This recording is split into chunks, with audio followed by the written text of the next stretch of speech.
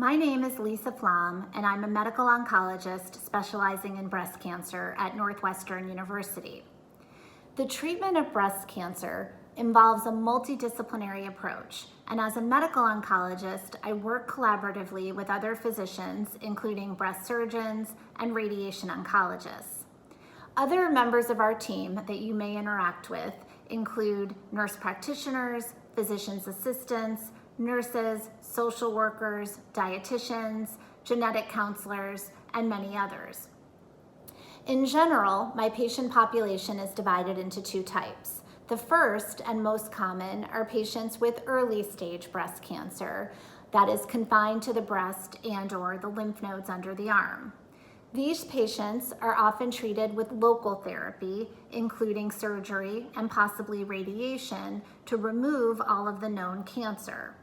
My job is to determine if medication is needed to attack any stray or microscopic cells that could cause problems in the future, and thereby minimizing the risk of cancer coming back in the breast or of spreading somewhere else in the body. The specific medications that are recommended depend on many variables, including the extent of the cancer and numerous molecular or biologic features of the cancer.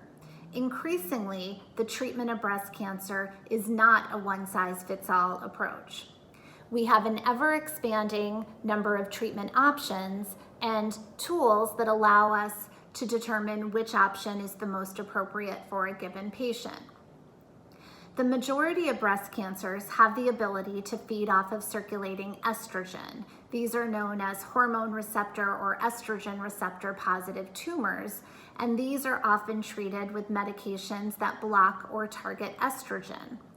A smaller percentage of breast tumors overexpress a protein called HER2, making them eligible for another type of targeted therapy that targets this HER2 protein.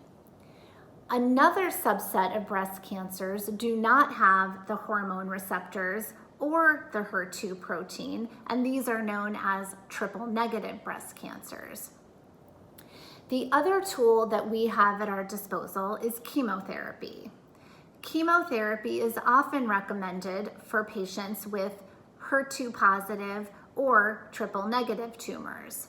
For the cancers that are hormone receptor positive and that can be treated with anti-estrogen therapy, the benefit to chemotherapy is more variable.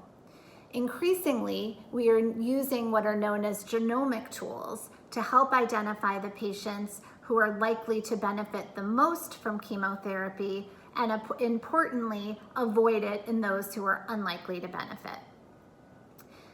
The second population of patients I see are those with advanced or metastatic cancer.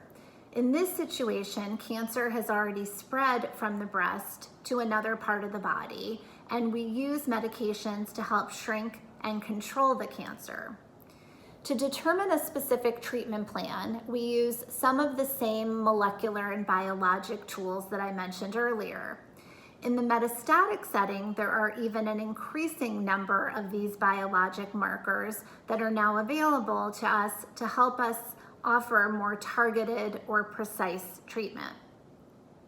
When I see a patient for the first time, we typically review the information that is already known, which often includes at least breast imaging, possibly imaging of other parts of the body, and often a breast biopsy or a breast surgical specimen, which allows us to review pathology. We discuss the significance of the information that is already known and decide whether we need additional information to help with decision making. We review all of the variables that I mentioned earlier, discuss all of the treatment options, always weighing the benefits of any treatment with the potential side effects or toxicities.